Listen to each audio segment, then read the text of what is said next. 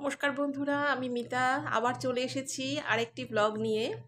আজকে টাইটেল দেখে তো তোমরা বুঝতেই পেরেছো যে আজকে তোমাদের সাথে আমি কি নিয়ে আলোচনা করব। হ্যাঁ, আজকে তোমাদের সাথে আমি আলোচনা করব দাম্পত্য জীবনে সুখী হওয়ার কটি টিপস। মানে আমার এই দাম্পত্য জীবনে, এই 18 বছর দাম্পত্য জীবনে থেকে আমার যেগুলো উপলব্ধি হয়েছে সেগুলো তোমাদের সাথে একটু আজকে ডিসকাস করি। তার আগে বলি, এখন বাজে 5:30, ছাদে উঠে গেছি, ব্রাশ করছি, এখান থেকেই ভাবছি যে মুখ টুক ধুয়ে নিচে গিয়ে সংসারের নিত্য কাজকর্ম শুরু করব।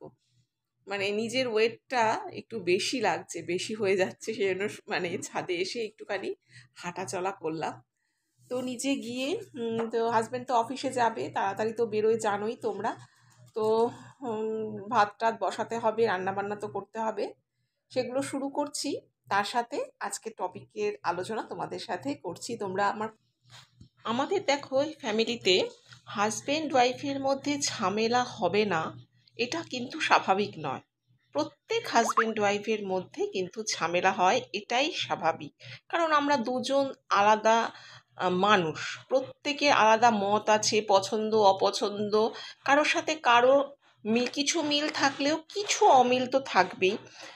কোনো জিনিসের আমার হয়তো কোনো যেই জিনিস পছন্দ সেই জিনিস আমার হাজব্যান্ডের হয়তো পছন্দ না, বা তার হয়তো কিছু পছন্দ সেটা আমার পছন্দ না, এটা তো হবেই। কোনো জিনিস নিয়ে এই নিয়েই মতভেদ কিন্তু আমাদের মধ্যে হয়। প্রত্যেক বাড়িতে হাজব্যান্ড ওয়াইফের মধ্যে এই নিয়েই মতভেদ হয়, মানে দুজনের মধ্যে মতভেদ হয়। এইসব টুকটাক ঝামেলায় ক্ষতি কিছু নেই, কিন্তু যদি সেটা মাত্রাতিরিক্ত হয়ে যায় তাহলে তখনই কিন্তু সেটা সমস্যা। আর সেখানে খুব মাত্রাতিরিক্ত হয়ে গেলে, মনে করো হাজব্যান্ড ওয়াইফের মধ্যে ঝগড়া হলো, তাতে সবচেয়ে বেশি কে এফেক্ট হয় জানো? বাচ্চাটা। যে বাচ্চাটা থাকে সে কিন্তু বাবা মার মধ্যে ঝগড়াটা কখনোই মেনে নিতে পারে না। সে এই ঝগড়াটা, মানে মনে করো হাজব্যান্ড ওয়াইফের মধ্যে মতবিরোধ হলো, ঝগড়া হলো, সেই ঝগড়াটাকে লিঙ্গার করিয়ে নি, 1 দিন 2 দিন কথা হলো না, 3 দিন কথা হলো না, এইটা কিন্তু কাম্য নয়। সেটাকে যেদিন হলো সেই দিনই সেখানেই শেষ করে দেওয়া উচিত। সেটাকে লিঙ্গার করে রাখা উচিত না। হয়তো যেই দিন হলো সেই দিন একটু কথা বন্ধ থাকলো, তারপরের দিন কিন্তু আমার স্বাভাবিক জীবনযাত্রা করা উচিত বলে আমার সেটা মনে হয়। এক্ষেত্রে যেদিনকার মতবিরোধ বা ঝগড়াঝাটি হলো তার পরের দিন হয় হাজবেন্ড নইলে ওয়াইফ, কাউকে তো একটা সারেন্ডার করতে হবে।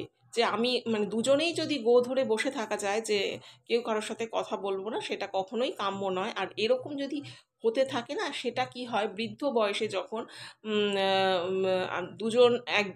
দুজনই থাকে, তখন ছেলেমেয়েরা এস্টাবলিশ হয়ে যায়, তখন কি হয়, দুজনের মধ্যে কিন্তু দূরত্ব এইভাবেই কিন্তু বাড়তে থাকে। আর যখন বৃদ্ধ বয়সে যখন কাছাকাছি তাদের আসার দরকার, আরও বেশি দুজন দুজনকে পাশে পাওয়ার দরকার, তখনই দেখা যায় এরকম ঝগড়া হতে হতে, মনোমালিন্য হতে হতে তাদের মধ্যে হয়তো দূরত্বটা অনেক বেশি থাকে। একজন এক ঘরে আর একজন এক ঘরে, যে যার মতন করে কাজ করছে। তো সেটা কখনোই কাম্য নয়। ঝগড়াঝাটি হলে যেদিন ঝগড়া হবে তার পরের দিনই কিন্তু মিটমাট করে নেওয়া উচিত। তবে একটা ঠিক যে, হ্যাঁ, মনে করো দুজনের মধ্যে ঝগড়া হলো, আমি ঠিক বা আমার হাজবেন্ড ঠিক, আমি হয়তো জানি আমি ঠিক করছি, হাজবেন্ড ভুল করছে। যখন তার মুডটা ভালো থাকবে তখন তাকে সুন্দর করে সেই বিষয় নিয়ে বুঝিয়ে দেওয়া। তো যখন সে উত্তেজিত থাকবে তখন তাকে সেই সব বিষয় নিয়ে বলা কিন্তু বেকার হয়ে যাবে। সেটা দুজনের ক্ষেত্রেই হতে পারে। এটা হচ্ছে আমার টিপস নাম্বার 1 ছিল। টিপস নাম্বার 2, হাজব্যান্ডের কাছ থেকে কখনোই আশা করা উচিত না যে সে তোমার কাছে সব সময় ক্ষমা চাইবে। ওরা না বাইরের জগতে বেশি থাকে, আমরা যারা হাউস ওয়াইফ তারা তো ঘরেই থাকি। আমাদের মধ্যে, মানে আমাদের ঝগড়াঝাটি হলে আমাদের সারাদিন ধরে দেখবে ওই কথাটাই বারে বারে রিপিট হয়। কিন্তু হাজব্যান্ডরা যেহেতু বাইরে যায়, তারা বিভিন্ন মানুষের সঙ্গে কথাবার্তা বলে, তারা কিন্তু এই ব্যাপার নিয়ে অত বেশি মাথা ঘামায় না। আমার মনে হয় নিজের মনের এই অশান্তি দূর করার জন্য আমাদের হাজব্যান্ডের সাথে হয়তো একটু কোঅপারেট করে নিই না আমরা। তবে সে যদি ভুল করে, আমি আগে যে বললাম তোমাদের, তার যখন মুডটা ভালো থাকবে তাকে কিন্তু ধরে বুঝিয়ে দেওয়া যে তুমি সেদিন এই ভুলটা করেছো।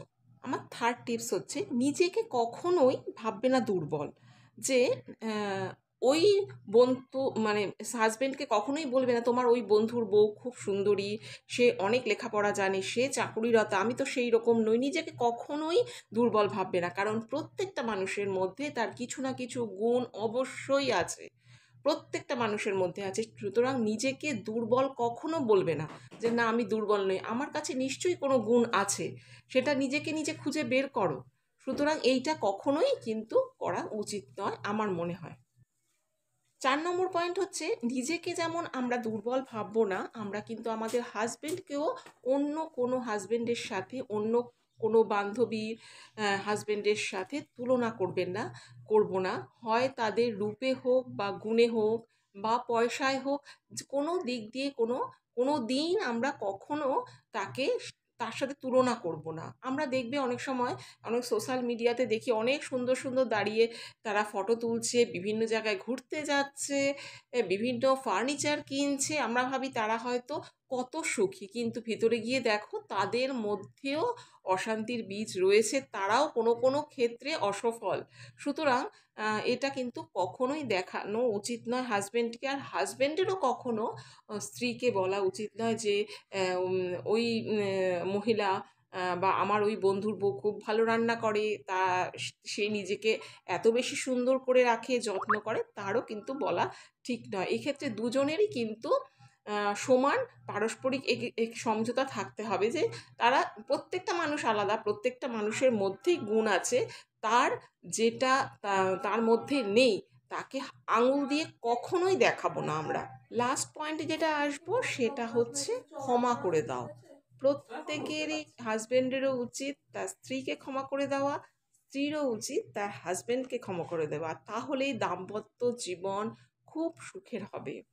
আমরা কখনোই তার দোষগুলোকে দেখব না, তার গুণগুলোকে দেখার চেষ্টা করব, তাহলেই দেখবে সংসারে শান্তি বজায় থাকবে। এখন যে এত ডিভোর্সের কথা শোনো না, তারা কেউ কারোর গুণগুলো দেখে না, কিন্তু সবাই সবার দোষগুলো দেখতে থাকে।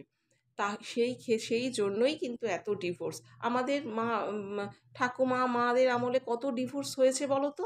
এখন এখন এত ডিভোর্স হয় কেন? কারণ মানুষের মধ্যে অ্যাডজাস্টের ক্ষমতা কম। যে যেরকম আছো সে সেভাবেই সুখে থাকো, কাউকে ও অতটা করেছে ওর অত আছে সেই ভেবো না, নিজেদের মধ্যে নিজেদের যতটা আছে সেটার মধ্যেই সুখে থাকার চেষ্টা করো, তাহলেই দেখবে দাম্পত্য জীবন ভীষণ সুখের হবে। তো আজকে অনেকগুলো টিপস তোমাদের সঙ্গে আলোচনা করলাম, আর ভিডিওর একদম শেষ পর্যায়ে প্রায় চলেই এসেছি। অনেক কাজকর্ম করলাম। নীলাদ্রি অফিস থেকে আজকে চলে এসেছে, ওর পেটের সমস্যা হয়েছে, ওকে নিয়ে একটু ডাক্তারের কাছে গিয়েছিলাম, ডাক্তার দেখালাম, বাড়িতে আসলাম। টিফিন যেগুলো দিয়েছিলাম সেগুলো খাইনি অফিসে, বাড়িতে দিয়ে দিলাম। এখন ওই মেয়ের দুটো জিন্স এগুলো অল্টার করতে দিতে হবে, এগুলো অল্টার করতে দেব। আর আজকের ভিডিওটা এখানেই শেষ করব। তাহলে চলো বন্ধুরা, আজকের ভিডিওটা কেমন লেগেছে অবশ্যই জানিও। তোমরা সবাই ভালো থেকো, সুস্থ থেকো, সাবধানে থেকো। ধন্যবাদ।